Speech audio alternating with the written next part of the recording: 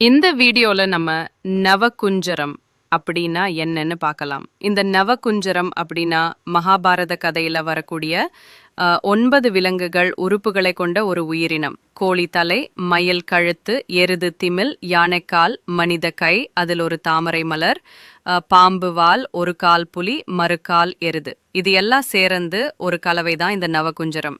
இது 9 விலங்கோட கலவை என்கிறனால இதுக்கு நவகுஞ்சரம் என்கிற பெயர் வந்துச்சு.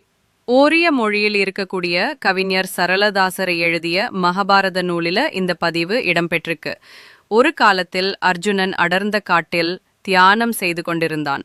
அப்பொழுது கிருஷ்ணன் இந்த நவகுஞ்சரம் வடிவம் எடுத்து அவன் முன்னால் வந்து நின்றார். கண்முழிச்ச அர்ஜுனன் அந்த உருவந்தை பார்த்து திகைச்சு போய்விட்டான். அவர் தையில் இருக்கும் தாமரை பூவை பார்த்து இரு கிருஷ்ணன் தான்னு கண்டுபிடிச்சிட்டாரு.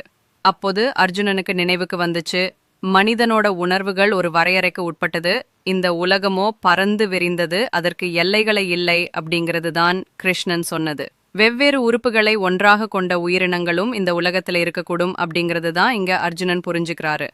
அது மட்டும் இல்ல, கிருஷ்ணன் தன்னை சோதிக்கவே இவ்வாறு வந்துள்ளார் என்பதனையும் புரிந்து கொள்கிறாரு. அதன் பின் தன் கைகளில் இருந்த வில்லம்பை கீழே போட்டுவிட்டு அத்த உயிரினத்தை பார்த்து வணங்கி நின்றான் அர்ஜுனன்.